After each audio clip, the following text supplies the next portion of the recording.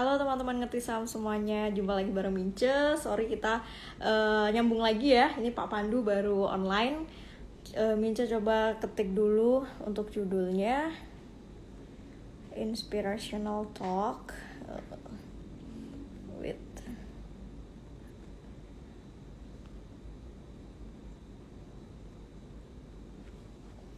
Oke, kita cek Pak Pandu sepertinya sudah online tadi kita udah cek.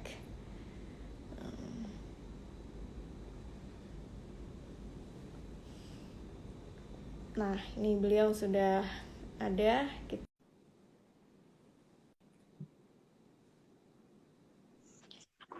Nah, ini dia. Halo, Halo, sorry ada masalah. it's Jadi okay, Pak. mohon maaf. Nggak apa-apa, nggak apa-apa. Gimana kabar Pak Pandu? Baik, apa kabar? Alhamdulillah baik juga nih Pak. Ini live dari kota mana nih Pak? Kayaknya lihat di Saya story lagi saya lagi di Bali, Oh, dari liburan Bali. sama keluarga. Oke, liburan akhir tahunnya lebih awal ini ya Pak. Mm-mm. Nah, Iya, ini maklum lah, maklum. Anak-anak kan. iya betul. Siap. Sebentar, saya izin Apa? untuk komen dulu. Pak Pandu, ini pertama kalinya nih kita Iya. ngobrol bareng dan Mm-mm. saya yakin seru banget sih ini obrolannya sejam ke depan dan Siap. teman-teman ternyata juga banyak yang nggak sabar baru kita pre-opening Oke. langsung banyak banget yang join ini. Nah, Siap. Pak Pandu mungkin Mm-mm. karena masih awal-awal banyak yang belum kenal dengan sosok Pak Pandu. Saya Iya, udah ya, nggak apa-apa. Tidak ya, juga kok, saya masih banyak belajar. apalagi saya Pak. Nah, Iya, siap, siap, mungkin siap. di awal-awal boleh sharing-sharing sedikit Pak, mungkin sedikit istilahnya sedikit throwback gitu ya. Kita pengen dengar juga sebenarnya sejak kapan sih Pak Pandu ini berkarir di industri pasar modal gitu dan kenapa tertarik gitu dengan industri ini Pak? Karena kalau saya lihat dari background Bapak, lihat Mm-mm. di story atau yang lainnya itu benar-benar nuansanya investor banget gitu. Bahkan saya baru tahu Iya, bahkan baru tahu ternyata Pak Pandu ini investor startup juga. Wow, itu perlu digali banget iya, nih. iya. Ya, saya sih mulai umur 20 belajar investasi. Waktu itu di Hong Kong, habis itu saya kerja di investment bank di Lehman.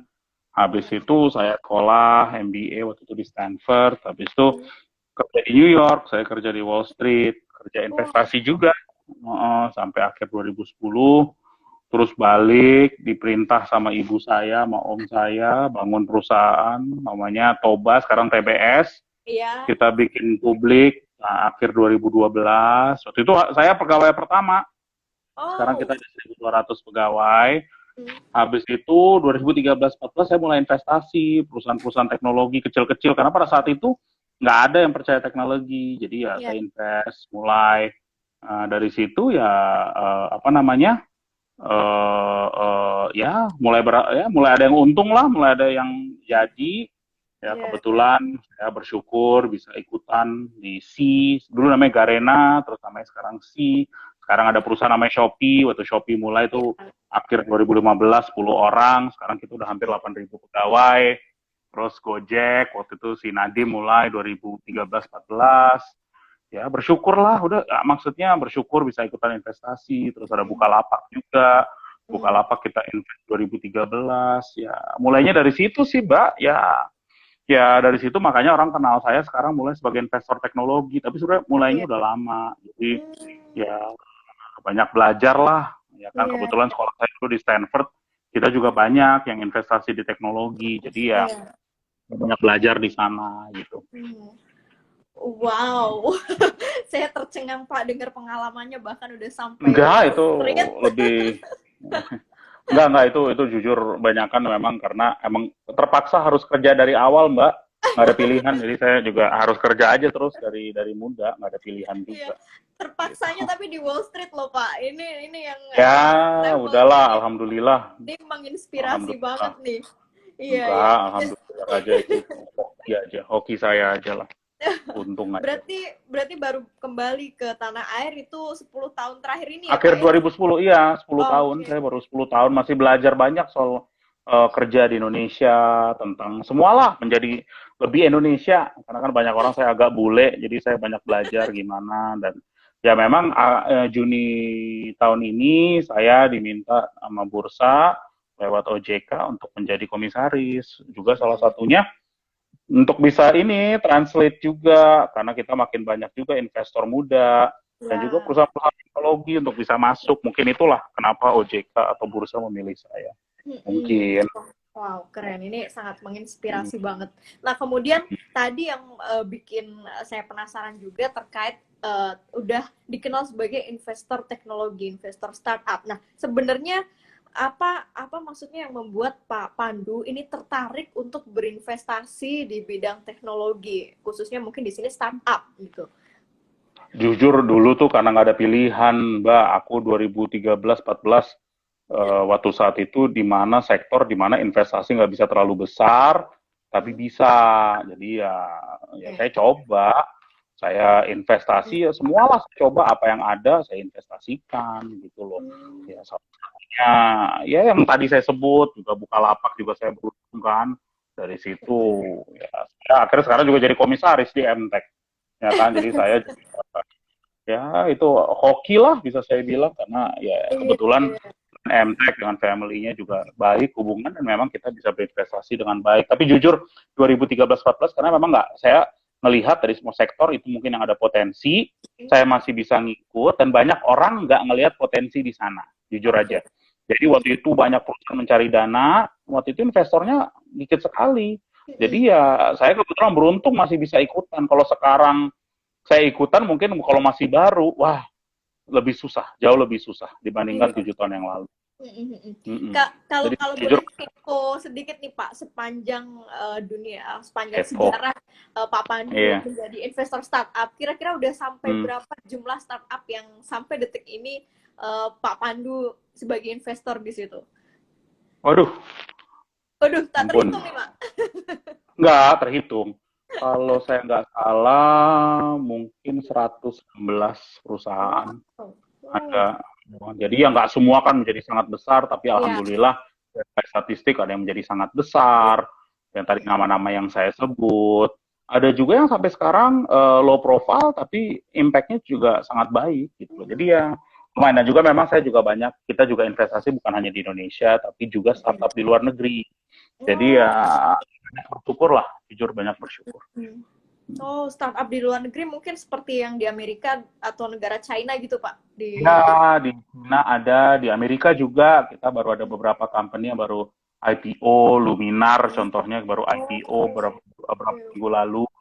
Itu perusahaan apa namanya auto, dan satu lagi juga apa Airbnb kan juga baru IPO Mm. minggu Nah, lalu. wow, Itu Airbnb itu kita juga ini berarti Pak Pandu yang enggak, kita membuat. ikut-ikutan kecil lah. Saya jujur kecil. Kalau misalnya di Amerika, jujur Wow, karena kita kan pangsa pasar itu ada early startup investor yang jauh lebih besar dari kita atau lebih ya. influence. Kita Mm. ikutan aja. Yang penting kan kita belajar apa yang terjadi di Amerika, apa yang terjadi di Cina, dan gimana itu bisa benefit Indonesia. Oke oke, Ya, wow, betul. keren banget. Nah, ini melipir ke IPO-nya nih Pak. Maksudnya Pak Pandu Mm-mm. sepertinya kalau saya lihat kan memang fokusnya investasi di startup dan bahkan membuat beberapa startup itu melantai di bursa, entah mungkin di Ya, Amerika ya, dan insya Allah. dan Insya Allah. iya dan juga pasti punya target di Indonesia. Tapi sebenarnya apa yang istilahnya eh, aspek penting apa aja sih maksudnya Pak Pandu melihat dari sebuah value startup agar sampai mereka bisa sampai melantai di bursa atau Hmm. IPO? Karena harapannya di Indonesia juga akan bermunculan mungkin ya startup bidang teknologi yang Ya, insya ada Allah di kan, Indonesia.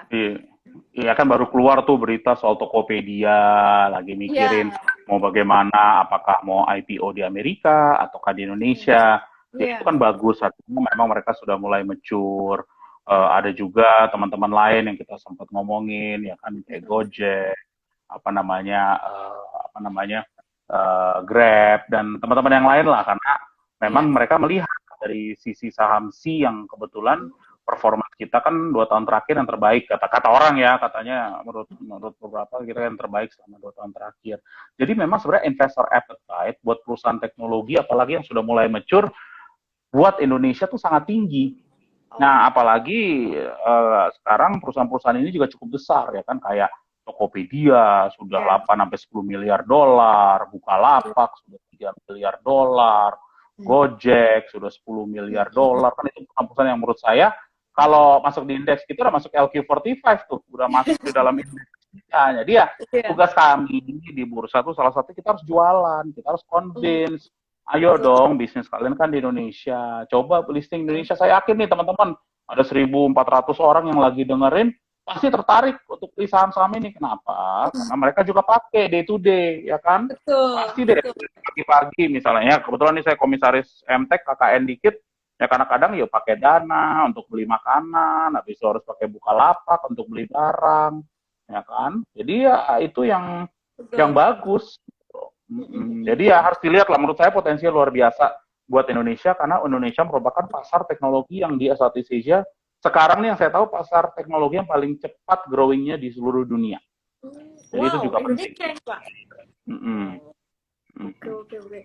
Jadi potensi kedepannya untuk perusahaan-perusahaan berbasis teknologi IPO di Indonesia sepertinya akan terbuka peluang yang sangat lebar ya kalau dilihat dari optimisme Pak Pandu. Keren. Ya, bisa. Bukan, ya. Itu faktanya lah per hari ini. Jadi tugas kita menjaga momentum itu. Dan bagaimana teman-teman Anda bisa mendapat exposure juga, merasakan economic value dari perusahaan-perusahaan ini. Jadi menurut saya salah satu dari perusahaan-perusahaan ini ya mereka juga harus dong kalau bisa listing di Indonesia, biar teman-teman juga bisa merasakan economic benefit dari perusahaan-perusahaan ini. Gitu. Oke. Nah, Pak Pandu kalau boleh saya tahu juga nih terkait Pak Pandu kan pernah berpengalaman juga di Wall Street terus di market Indonesia. Kalau boleh tahu dari sisi pendapatnya Pak Pandu sendiri apa sih yang membedakan secara mungkin signifikan atau yang beda banget antara US market dengan pasar saham Indonesia ataupun mungkin compare dengan China dan sebagainya, Pak? Ya kita masih banyak belajar, kita tuh harus lebih dalam lagi karena kan pasar di Amerika tuh sangat dalam. Dalam tuh maksudnya deep.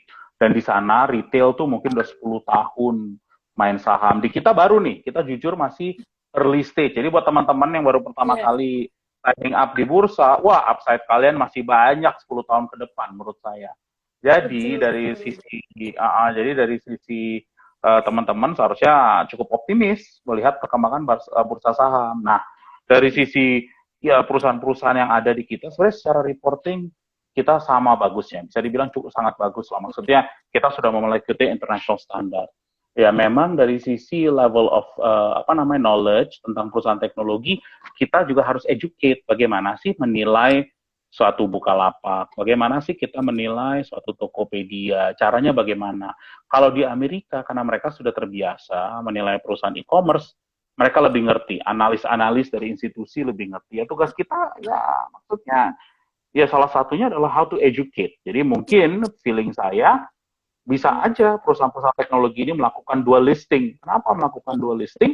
Untuk bisa ngasih reference ya di luar negeri mungkin begini nih. Karena memang harus ada juga semacam kepercayaan diri dari local investor, termasuk yang institusi nih, karena belum pernah. Karena mereka biasanya price to earning. Tapi kan perusahaan ini saking cepat growth-nya, mereka harus juga tahu bagaimana value semacam perusahaan growth company gitu loh. Oke, jadi kalau secara potensi tetap negara kita tuh benar-benar masih sangat berpeluang besar ya Pak ya dibandingkan US maupun market Cina gitu, karena mereka. Tapi itu kan upside kita, ya lebih duluan aja. Itu upside kita dong untuk kita bisa grow itu. Oke, ini menarik banget nih. Jadi harusnya teman-teman di sini, teman-teman investor, karena di Ngatisan kebanyakan teman-teman investor tuh masih pemula, Pak Pandu ya. Jadi ini yang nonton tuh kebanyakan mereka masih pemula, mungkin baru terjun gitu ke pasar modal.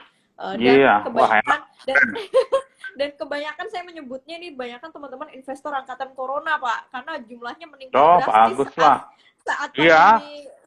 Kita lihat sendiri datanya waktu selama ini, jadi senang bahwa semua teman-teman mulai belajar tentang saham segala ya kita siap untuk bisa educate. Oke, benar-benar. Ya, ada hikmah lain lah ya di luar pandemi ini, Pak. Hmm. Nah, mungkin ini agak beralih ke topik nih, Pak. Setelah kita bicara tentang startup dan latar belakang Pak Pandu yang ternyata, wow, saya benar-benar sangat terinspirasi sebagai milenial. Waduh, Kita bicara soal kerja aja, Pak.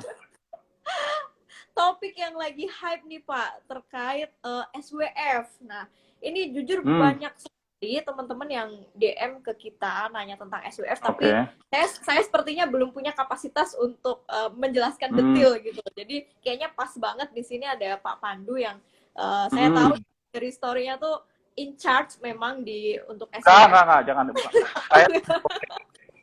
Ini biar klarifikasi saya tuh sebutannya saya tuh tim hore. Saya ngebantu. Karena saya ini kan orang private market, tapi kalau misalnya diminta untuk kasih masukan, gimana? Karena kan juga memang tugasnya saya juga berbicara dengan institusi-institusi yang merupakan investor kita juga.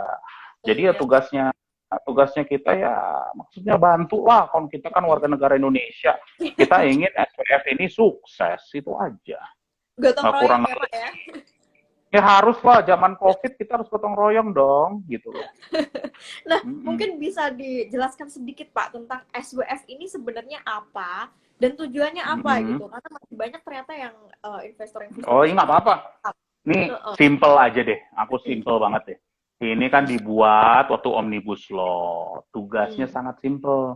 SWF itu dibuat oleh pemerintah untuk meningkatkan nilai ekonomis dan juga nilai untuk aset-aset yang ada dan juga nanti untuk meng-attract. Jadi ada satu, meningkatkan aset-aset yang udah ada dari BUMN, dan nomor dua untuk membawa investor-investor baik investor asing dan investor luar untuk lebih aktif lagi berinvestasi di Indonesia, nggak kurang nggak lebih. Dan niatnya SWF itu hanya in the way ya, ini singular fokus ya. Fokusnya itu hanya untuk menambah economic value, jadi profit and loss. Nah, contohnya adalah bagaimana sih kita bisa membuat Telkom baru, bagaimana kita bisa membuat Bank Mandiri baru, gitu loh. Jadi kan kalau ini teman-teman pasti beli dong saham-saham seperti itu, misalnya kalian suka mulai saham, pasti mulainya itu. Kenapa? Karena kalian tidak pernah mempertanyakan laporan keuangannya bagaimana, governance-nya bagaimana, apakah mereka perusahaan yang bagus apa tidak. Kalian asumsi langsung itu perusahaan bener. Pasti gitu. Bener nggak? Iya. Nah, kita mau bikin lebih banyak lagi. Bagaimana membuat Telkom baru, Mandiri baru, BRI baru, BNI baru. Itu yang kita pengen lakukan. Jadi, ya tugasnya yaitu aset-aset di mana pertama-tama aset-aset BUMN bisa dioptimalisasikan. Dan itu secara economic value. Karena nantinya itu akan sangat berguna bagi masyarakat Indonesia at the end of the day. Itu aja, simple banget. Berarti secara tidak langsung sebenarnya untuk menarik baik dari sisi FDI foreign direct investment maupun non direct investmentnya ya Pak, keduanya gitu ya. Iya, yang penting kita kan sebagai negara kita udah semakin menjadi negara berkembang, negara develop, investment grade, kita harus bangga, tapi kita juga harus bisa lebih maju lagi. Nah, tugas dari SWF ini, apapun namanya kan Indonesia Investment Authority, INA, namanya INA, keren. INA, ya kan? Jadi nantinya itu adalah tugasnya menaikkan investasi dan juga menginvestasikan dan mengoptimalisasikan aset-aset yang sudah ada di BUMN pertama-tama. Nanti juga bisa investasi yang lain-lain, tapi tugasnya investasi lah, membuat profit, itu aja tugas. Oke. Jadi impact-nya sebenarnya lebih ke penambahan jumlah secara value ya Pak ya, investasi. Economic value. Economic value. Itu yang penting. Oke, nah ini tentunya teman-teman. Bursa akan benefit. Bursa pasti akan benefit karena pasti nanti ada beberapa perusahaan yang akan masuk listing. Oke, ya, I see Pak. Mana, gitu loh. Wah, ini akhirnya terjawab nih teman-teman, barusan udah dengerin sendiri ya. Ternyata sesederhana itu SWF. Saya sendiri mau menjelaskan agak jelimet Ya. gitu, akhirnya dijelaskan Kalau dengan nggak sederhana, orang juga bingung karena iya, bener untuk Pak. ide itu harus sederhana, yang penting eksekusinya. Yang penting at the end of the day saya bilang selalu eksekusi, eksekusi, eksekusi. Oke oke. Nah, ada yang bilang juga SWF ini seperti kalau di Singapura kalau nggak salah apa Temasek atau apa gitu. Temasek, Ya, betul. apa seperti itu Ya. memang Pak? Mirip-mirip Ya, seperti bisa dibilang ya, tapi kan kita orang Indonesia, kita Indonesia dong. Kita belajar banyak dari misalnya dari Temasek, kita belajar juga dari pension fund yang ada kayak ADIA, Abu Dhabi Oh, Investment Authority. Kita juga belajar dari JBIC yang di Jepang, ya kan, Japanese Bank Investment Corp. Kita juga belajar dari Amerika, DFC, ya kan, Development Finance Corp yang sekarang support, yang sekarang sudah publicly support ide SWF ini. Ini juga penting. Jadi mereka juga support ini.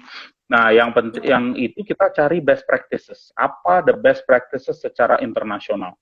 Karena jujur kita juga masih banyak harus belajar bagaimana international investor mengerjakan. Jadi kita juga nggak bisa bilang, wah Indonesia sekarang bagus, kita udah stop belajar, nggak bisa. Kita harus selalu belajar gimana sih to be the best version of ourselves atau the best version of Indonesia. Itu kita juga harus belajar. Gitu loh. betul. Ya pasti kita punya ini sendiri ya Pak ya, value-nya sendirilah beda dengan negara-negara lain. Wah ini Betul, ternyata value kita ada, betul, betul, betul. iya, oke. Nah, ini udah tercerahkan sedikit teman-teman ya tentang Hmm. SWF. Jadi sepertinya nggak perlu bertanya ke saya karena saya juga bingung menjelaskan Iya, secara sederhananya. Intinya makasih juga economic value. ditanyain. Iya, Iya, makanya mumpung ada Pak Pandu, ternyata dapet nih keywordnya economic value teman-teman ya untuk SWF ini. Nah, mungkin sekarang kita ngobrolin terkait investasinya lebih spesifik nih Pak, investasi saham karena di sini mostly teman-teman investasi saham. ya. Mungkin dari Pak Pandu sepanjang pengalaman yang saya rasa memang udah lebih dulu dibanding kami-kami, apa aja sih Pak mungkin bisa kasih tips berinvestasi biar bisa survive seperti Pak Nah, Pandu sampai detik ini? aku sih banyak belajar aja lah. Saya juga nggak bakal bisa ngasih tips saham. Yang penting adalah saya itu belajarnya baik di Indonesia, di luar negeri. Saya banyak belajar fundamental. Jadi bagaimana mengerti dulu bisnisnya, mengerti prospek bisnis atau perusahaan. Habis itu baru kita lihat value-nya berapa. Apakah beli, Oke. atau kita hold, atau kita jual. Itu aja sih, saya banyak balik ke analisa seperti itu. Tapi itu saya. Nah, buat para teman-teman, ada dua nih. Kalau Anda pertama kali investasi, pasti belajarnya denger dari teman-teman atau dengerin ini nih, dengerin ngerti saham, gimana beli saham, dengan diajarin lihat price to earning atau apa. Tapi the first things, jujur ya, ini mungkin agak beda. Beli aja dulu sahamnya. Dari situ Anda tanya, kenapa saya beli? Karena kan banyak teman bilang, ini bakal bagus. Bro, sis, bakal naik nih 20%. Saya dengar dari A, B, C. Pertanyaannya kenapa? Itu juga, gitu loh. Karena at the end of the day kan Anda kerja keras untuk bisa mendapatkan uang ini. Dan jangan lupa, uang ini saya nggak suka bahasa, saya mau main saham. Saya nggak suka itu. Ini kita berinvestasi. Kita taruh Betul. uang di situ. Jujur saya pengen ngetes sama teman-teman nih. Lebih banyak uang di saham apa uang deposito? Oke, kenapa ini penting? Karena to be honest, uang di deposito itu value-nya bakal negatif over time. Tapi uang di saham seharusnya over time grow. Iya. Oke, jadi kalau Anda taruh 10 tahun yang lalu, Anda taruh uang deposito ini seharusnya, kalau Anda taruh the blue chip, seharusnya Anda grow, baik secara dividen, dan juga nilai perusahaan itu. Jadi kalau misalnya Anda punya uang 10 juta rupiah, seharusnya deposito 1 juta, saham 9 juta. Tapi saya yakin sebagian besar orang kebalikan. Bener nggak? Gitu. Jadi kenapa? Karena mindsetnya main. Sebenarnya investasi itu seharusnya menjadi benar-benar alternatif investasi. Malah saya berani bilang, kalau disuruh milih antara saham dengan aset kelas lain, seharusnya saham menjadi salah satu pilihan utama. Dibandingkan contoh, bikin rumah, beli mobil. Ya kan itu aset kan? Kalau beli mobil, saya sangat yakin 1 tahun depresiasinya 25%. Contoh, ya kan? Kalau saya punya DP 50 juta, ya saya mungkin beli saham daripada beli mobil. Oke, Contoh. oke. Nah, jadi balik lagi, kalau buat teman-teman yang belajar, saya biasa bilang beli aja yang blue chip dulu. Baru kedua, beli satu dua saham yang mungkin Anda pengen belajar. Karena kalau Anda belum invest, Anda juga nggak tahu rasanya. Karena ya pertama kali saya juga ada beberapa kali kehilangan uang juga, karena saya nggak hati-hati, saya hanya dengerin Iya. orang. Hmm, Dari setelah kehilangan uang, saya baru belajar gimana. oke. Itu loh. Oke, Dari oke. situ saya tahu gimana, saya harus berinvestasi seperti A, B, C. Kalau saya nggak ada waktu, saya outsource, Mbak. Oh, Contoh, kalau saya sekarang investasi saham di Amerika atau di Cina, saya outsource ke fund manager yang saya percaya cara oke. kerjanya saya. Gitu loh. Jadi ya saya invest aja, udah kamu yang pegang deh. Terserah kamu gimana, nanti siap 6 bulan laporin. Siap 1 tahun laporin. Itu aja. Oke, oke, oke. Wah, wah. Ini baru tahu nih ada istilah outsource ternyata untuk investor Mm-mm. di luar negeri gitu. Ini Mm-mm. ya memang pernah dengar-dengar juga nih Pak Pandu katanya baru beli mobil aja beberapa tahun terakhir gitu dari Iya, awal betul sampai itu. sekarang kayaknya anti gitu untuk beli mobil dan rumah. Ternyata memang investasi ini yang udah bikin Pak Pandu bener-bener udah melek dengan yang Iya, namanya baru rajin tahun ini sama tahun lalu. Rumah juga tahun ini rajinnya.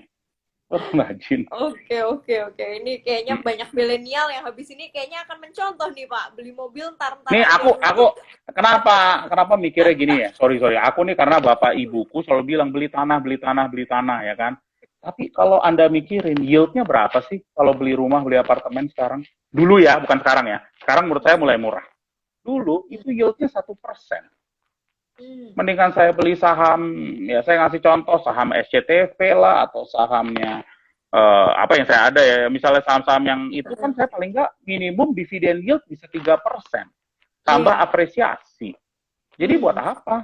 Kalau saya buat uang DP buat beli rumah, terus saya harus pinjam uang, saya harus bayar interest, terus tanah itu gimana apresiasinya? Tapi sekarang, sorry, per hari ini, menurut saya mulai menarik harga tanah. Karena ada juga koreksi selama sebesar hampir 20-40%, tergantung di mana lokasi. Mulai Oke. menarik. Jadi makanya itu tergantung gimana disiplinnya teman-teman juga, gitu loh. Iya, iya. Makanya sekarang akhirnya baru mau beli rumah ya, Pak ya. Iyalah, mulai Keren, rajin. keren. Ini anti mainstream banget, Pak, pola pikirnya. Kok Maksudnya mainstream? Kenapa mainstream? Dong, ya karena salah masih ya? banyak yang berpikiran rumah dan kendaraan itu masih pokok lah kayak gitu untuk dimilikin gitu, apalagi milenial zaman sekarang mereka punya target kan, oh pengen punya rumah di usia sekian kayak gitu. Terus mau diapain? Kalau punya rumah, sorry aku jadi iseng aja. Karena maksudnya kalau hanya yield, sorry aku nih matematika ya, kalau Anda hanya punya yield 1 atau 2%, kan kasarnya Anda bisa rental 50 tahun, uangnya bisa dipakai buat yang lain. Iya, iya, bener-bener Pak. Bener nggak sih? Oke, oke. Bener-bener Pak, bener banget. saya Iya. juga baru iya juga ya gitu. Kan Mbak juga banyak udah lama investasi juga. Iya Pak, tapi untuk yang Itu satu lebih ini buat ini bikin ibu happy gitu loh. Ibu sama bapak happy udah sanggup bisa beli rumah. Lebih itu sih. Ya nggak? ya Indonesia sepertinya seperti itu Pak, culture-nya memang seperti itu. Ya, Nggak sebagai apa-apa. itu Seneng kita. biar Ya, biar seneng. bombong gitu orang tua. Karena masalahnya di Indonesia peminjaman bunga tuh tetap lebih tinggi daripada yield rental. Hmm. Kalau di luar negeri itu sebenarnya rental yield sama pinjaman bunga udah sama. Di Indonesia tuh sebenarnya negatif carry sebenarnya. Iya, Ya kan iya. pasti udah berapa rumah pakai pinjaman kan, pakai KPR. Ya nggak? Rata-rata memang Pak. Itu aja nggak make sense menurut saya. Apa? Masalahnya harus sama dong. Itu Hmm. makanya sekarang menurut saya, ya sekarang per hari ini, menurut saya mulai atraktif secara properti aset, menurut saya. Tapi selama 5 tahun terakhir, menurut saya nggak atraktif, terlalu mahal. Oke, oke, oke. Ini menarik banget. Saya sampai ketawa-ketawa juga nih. Ya juga ya, ya juga. Nah, Pak, Iyalah. selanjutnya nih Pak, masih bicara terkait tips. Tapi ini mungkin lebih ke psikologi investasi kali ya. Karena ini satu Iya. hal yang menurut saya kok susah-susah gampang gitu untuk dipelajarin seorang investor. Itu gimana Hmm. sepanjang pengalaman Pak Pandu untuk mengatur yang namanya ya psikologinya sendiri selama berinvestasi, Pak? Ya, kalau psikologi itu, kalau invest itu paling banyak psikologi. Jujur saya banyak invest kan di private market tuh artinya aset yang illiquid. Sama Iya. juga ke saham, tapi juga jujur saham sekarang kalau buat Indonesia saya agak susah untuk main karena posisi saya sebagai komisaris, saya menjadi very limited to be honest untuk bisa main untuk Oke. bisa investasi saham. Jadi kalau udah punya ya udah forget it. Dan nah, pentingnya adalah satu nih buat teman-teman. Oke. Untuk bikin uang tuh paling penting kesabaran. Beli itu gampang, ya kan? Kesabaran tuh susah, ya kan? Itu ya mirip kayak PDKT lah. Kan kalian PDKT. Ya, if you think it's valuable segala, ya kalian tunggu aja pas value itu Heeh. sampai. Gitu loh. Banyak saham selama setahun nggak kemana-mana. Tapi menurut Anda, lihat laporan keuangannya semakin bagus, in due time market pasti adjust, menurut saya. Iya. Jadi ya kesabaran tuh yang paling penting. Tapi kadang-kadang kita nih, maksudnya generasi Insta sama generasi TikTok, kita ingin selalu mencapai happiness cepat. Hmm. Tapi biasanya yang cepat dapat juga cepat hilang. Jadi ini juga penting buat adik-adik nih. Apapun yang untungnya cepat, kadang-kadang bisa juga cepat hilang, tergantung. Ya kan? Hmm. Jadi ya, saya sekali Anda tahu barang, beli aja. Kalau beli rumah kan itu Hmm. forever kan. Kalian kan Hmm. selalu kalau beli rumah, kenapa kalian mikirnya, oh saya bakal 10 tahun, 15 tahun, padahal returnnya paling berapa sih? Ya kan? Heeh. Tapi kalau apa? Kalau saham, itunya harus cepet-cepet jual. Ya kan, tahu kenapa? Karena setiap hari dilihat screen-nya. Anda buka HP, oh ini merah nih gimana. Jadi itu psikolog seorang investor. Jadi paling penting memang adalah gimana mengerti psikolog dan bisa ngatur perasaan.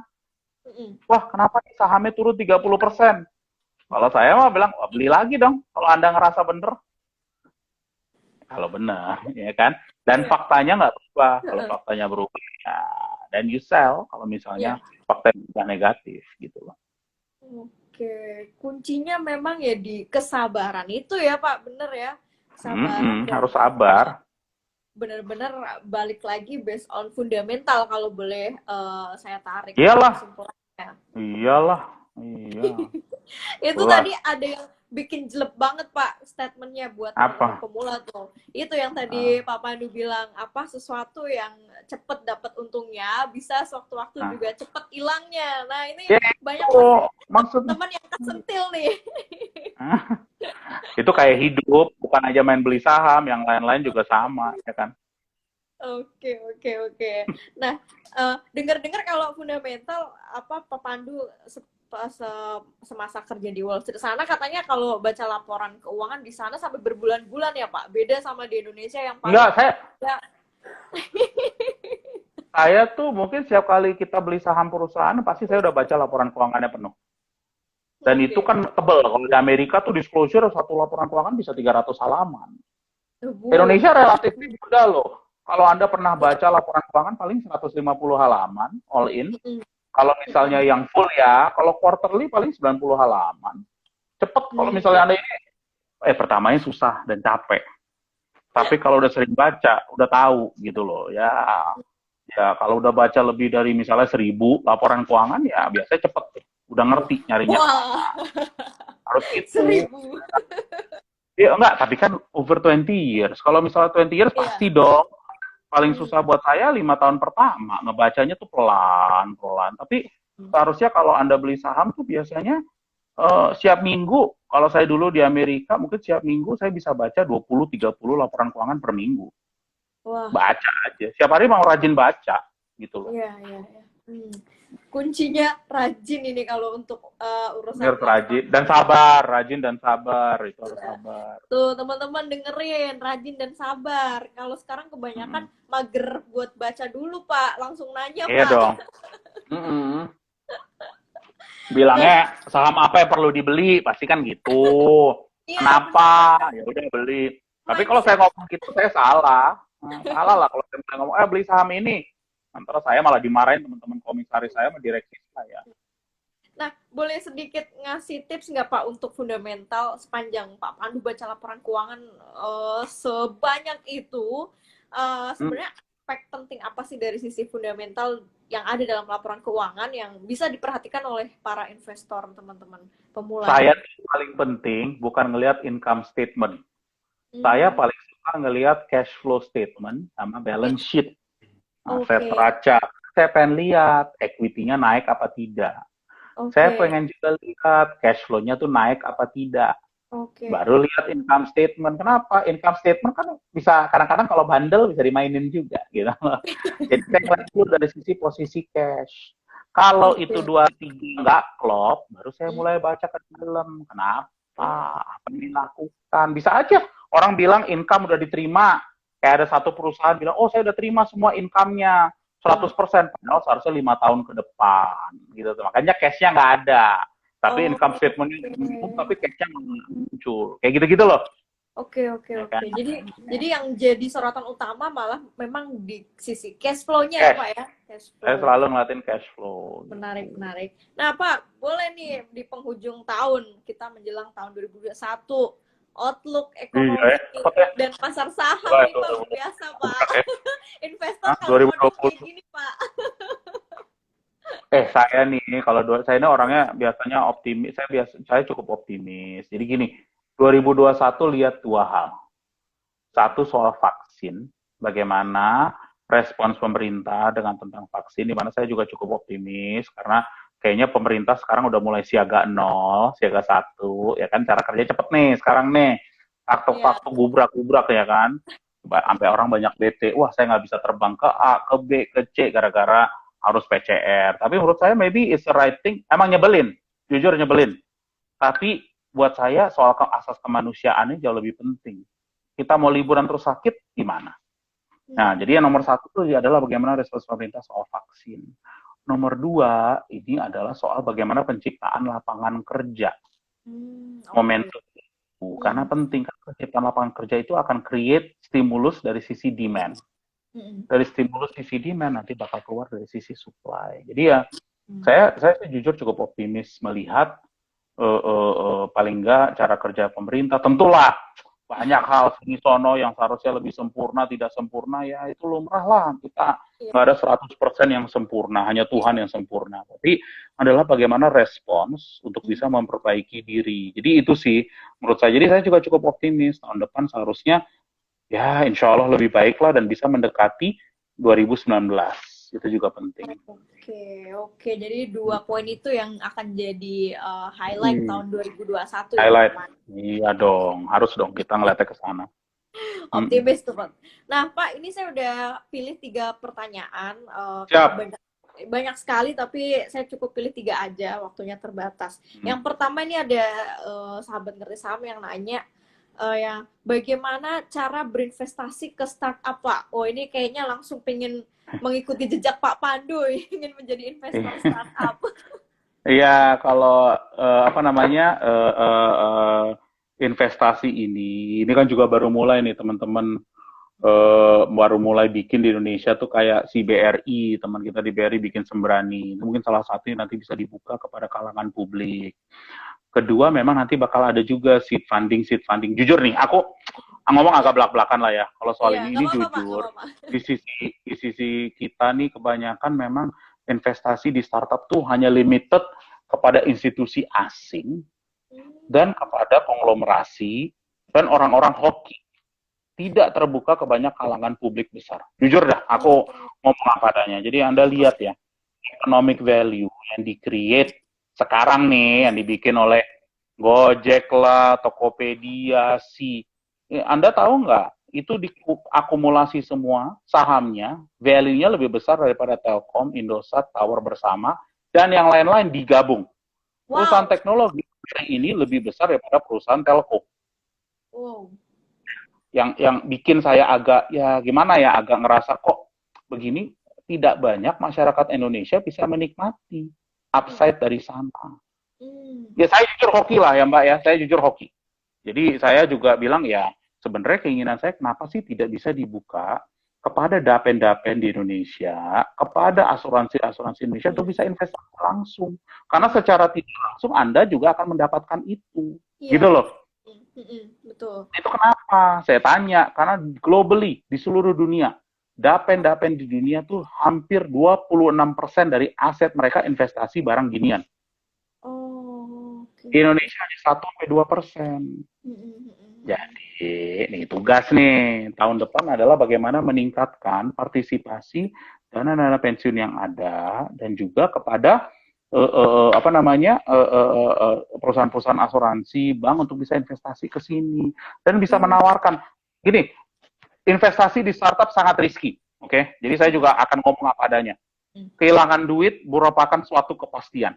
Jadi Anda pasti akan kehilangan duit untuk satu dua perusahaan, tapi bagaimana Anda bisa mengelola suatu portofolio, gitu loh. Yang penting adalah portofolio management, bukan oh saya invest 30 perusahaan, duanya mati, jadi yang rugi duanya dilihatin, bukan. Yang dilihat adalah bagaimana secara overall portofolio itu menguntungkan atau tidak. Gitu loh. Nah, ini mindset yang memang harus kita coba educate di pasar. Bahwa jangan lihat company by company, tapi lihat secara portofolio. Itu yang harus kita apa namanya belajar bersama. Jadi pertanyaan yang bagus karena itu salah satu unek-unek saya juga. Jadi ya itu saya pengen biar masyarakat secara luas bisa investasi di perusahaan startup. Oke, ini jujur saya juga baru tahu nih Pak. Kalau Pak Pandu nggak belak-belakan, kami juga nggak tahu. Iya. Oke, next next pertanyaan nih Pak. Ada yang bertanya apa pertimbangan kalau mau invest di saham-saham IPO? Kira-kira apa yang perlu dipertimbangkan Pak? Gini, kalau ngelihat pertama prospek. Kalau saya gini, saya selalu ngelihat bisnis prospek dan apakah perusahaan ini bisa menjadi the leader. Number one in the field that they do. Menjadi yang paling besar atau yang paling bagus. Oke. Terus kita waktu nggak banyak, jadi kalau kita selalu ngelihat, bisa nggak ini menjadi top of class di industri-industri yang mereka pilih. Jadi saya melihat prospek industri itu dan juga positioning mereka. Mereka bisa menjadi the best atau tidak. Itu aja. Simple. Wow, sesimpel itu Pak, udah. Ya, kalau nggak simple, ngapain? Gitu. Hidup Oke, juga kan oke. kita, waktu juga terbatas. Jadi kita harus coba simplify tesis kita, gitu loh. Oke, wah, oke, oke. Nah, ini pertanyaan terakhir nih. Ada yang penasaran, Hmm. Pak. Kira-kira Hmm. kapan ya perusahaan-perusahaan Indonesia yang berbasis IT bisa melantai di bursa kita? Wah, ini kayaknya balik ke fokus Pak Pandu Ya nih. dong. Jadi gini, saya kan ngelihat sendiri bahwa saya tuh bilang sharing kepada teman-teman yang perusahaan memiliki founder-founder terkenal lah yang Anda semua tahu. Saya selalu bilang sebenarnya uang tuh paling banyak di market publik, di saham, bukan di capital market, bukan di private market. Jadi saya tanya, kalian siapa sih investor-investornya? Oh, saya ada investor Microsoft, Alibaba, Tencent. Mereka perusahaan apa? Ya mereka perusahaan publik. Mereka dapat uangnya dari mana? Ya dari publik. Jadi menurut Anda kalau udah gede, mendingan langsung ke publik atau tetap minta ke private investor? Sekarang mereka ngerti, iya ya. Pertama-tama masih belum nggak, tapi setelah melihat pengalamannya sekarang kita dari market cap 3 billion kena 100 billion, ya kan? Orang baru sadar, waduh, kayaknya kita harus ke publik market. Jadi sekarang semua berlomba nih yang nanya. Saya nggak kaget kalau 12 bulan ke depan bakal ada satu dua yang udah meluncur di bursa saham. Karena Wow. pressure cukup tinggi dan juga Anda lihat bahwa raising capital di public market sekarang sebenarnya lebih dalam dibandingkan raising di private market. Contoh ya, saya kasih contoh.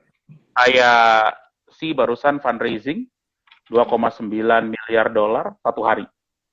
Wah. Kan ada kompetitor raisingnya mungkin bisa sampai 9 bulan. Dan itu efek banget. Kenapa? Karena waktu yang di-spend untuk fundraising itu kan lama. Seharusnya bisa difokus kepada operasi. Jadi saya selalu bilang public market tuh bakal kalau Anda perform, Anda akan reward. Market cap lebih besar dan juga fundraising lebih mudah. Gitu loh. Private market belum tentu, karena private market pasti bisa ada A, B, C, D lah, masalah-masalah lain gitu loh. Per hari ini, menurut saya public market lebih bagus daripada private market di company yang sudah mature, perusahaan-perusahaan yang sudah mature, gitu. Ya oke, ini bocorannya bahkan tahun depan kemungkinan akan ada 1 atau 2. Nah ini yang saya tangkap nih, 1 atau 2. Wah, ya, menarik. kalau ngelihat trennya, saya ngomong kalau ngelihat tren seharusnya mereka udah mikir ke sana. Nggak make sense kalau enggak, menurut saya. Ya seperti halnya sih yang udah melantai di NYSE ya Pak ya. Untuk sendiri itu. Itu 2017 loh Mbak, udah 3 tahun loh kita. Iya, Dari 2017 saya ikut ini update-nya dan lihat juga sih perkembangan ininya di Wall Street. Makasih, ya makasih, makasih. Saya juga investor baru Pak di Wall Street Pak, masih banyak belajar. Alhamdulillah. Nah, ya harus belajar kita, Mbak. Kita tuh nggak boleh berhenti belajar loh. Ini pada adik-adik juga. Kita boleh selama ini belajar, tetap aja kita baru sadar banyak yang kita nggak tahu. Jadi Betul, capital betul. market itu jujur it's a humbling experience bahasa saya. Karena bisa aja selalu salah. Benar. Belajarnya kalau Anda salah, bisa nggak Anda berdiri lagi terus belajar. Jadi itu balik lagi bagaimana cara kita melihat market. Karena market will always humble you, bahasa saya gitu. Oke, luar biasa. Oke, Pak Pandu, nggak berasa ini hampir sejam. Mungkin di 5 Makasih. menit terakhir ini, Pak Pandu boleh memberikan closing statement. Ya, ibaratnya wejangan lah buat Aduh, teman-teman. jangan. Ini pada Khususnya di sini yang milenial. iya nggak apa-apa. Ini adik-adik, saya juga sebenarnya pengen berusaha menjadi milenial, tapi kayaknya udah nggak bisa jadi milenial. Pengen Mbak, boleh dong belajar pengen jadi milenial kan enak gitu loh Boleh, belajar. Pak. Boleh, Pak. Jadi saya tuh pengen ngasih wejangannya, kalau saya tuh selalu belajar kalau misalnya emang passionnya berinvestasi, fokus pada investasi. Kalau Anda melihat investasi sebagai suatu alternatif, tapi Anda punya kerjaan yang Anda passion, fokus kepada kerjaan. Jadi poinnya nih kepada anak adik-adik, ngelihat 10 tahun ke depan deh, 15 tahun ke depan. Saya nggak ngomong karir ya, saya nggak ngomong yang lain-lain ya. Kalau ngomong karir, bagaimana membuat diri Anda jauh lebih mahal daripada sekarang. Bagaimana Anda mencari unique position Anda dibandingkan yang lain. Dan untuk itu, Anda harus rajin, bukan aja rajin kerja, rajin belajar, rajin dengerin, ya kan? Dengerin ini penting, dan juga you always have to maintain humility. Jadi saya ada dua selalu, humility dan juga grit. Grit itu artinya selalu belajar kerja, rajin kerja, dan ya apapun yang terjadi karena Anda passion apa yang Anda jalanin, Anda akan tabrak bleh.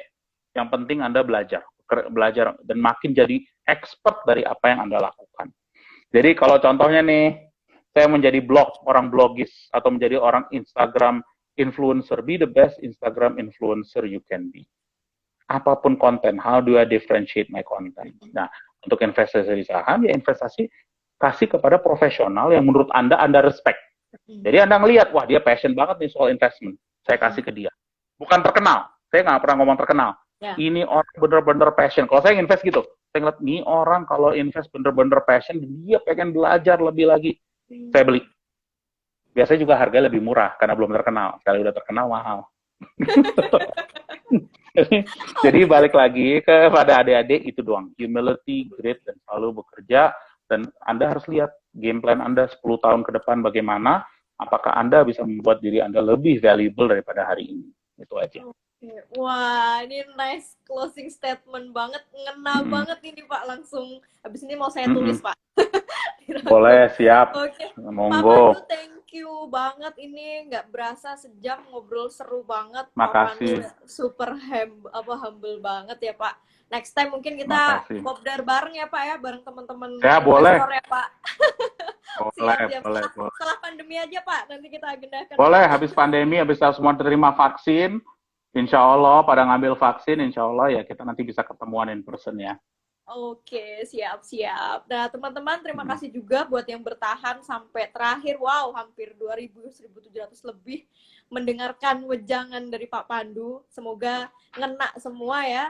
Ngena semua, habis ini pada nyatet semua tuh ya, ditulis tuh apa aja tadi wejangannya Pak Pandu. Buat Pak Pandu sekali lagi terima kasih. Stay safe di Bali ya Pak ya. Salam untuk keluarga di sana. Happy holiday. Sama-sama teman-teman, have a happy new year kalau misalnya ini. Iya, saya mau masih di dan juga kesehatan. Pak. Iya dong, ya nggak apa-apa. Yang penting dekat sama keluarga dan dekat dengan teman-teman, making sure karena kita berhasil survive. Insya Allah survive 2020 dengan baik. Amin. Oke, terima kasih Pak Pandu. Terima kasih semuanya. Sampai jumpa di lain kesempatan. Saya izin untuk save di IGTV ya Pak Pandu ya. Baik, terima kasih. Iya. Mari. Bye.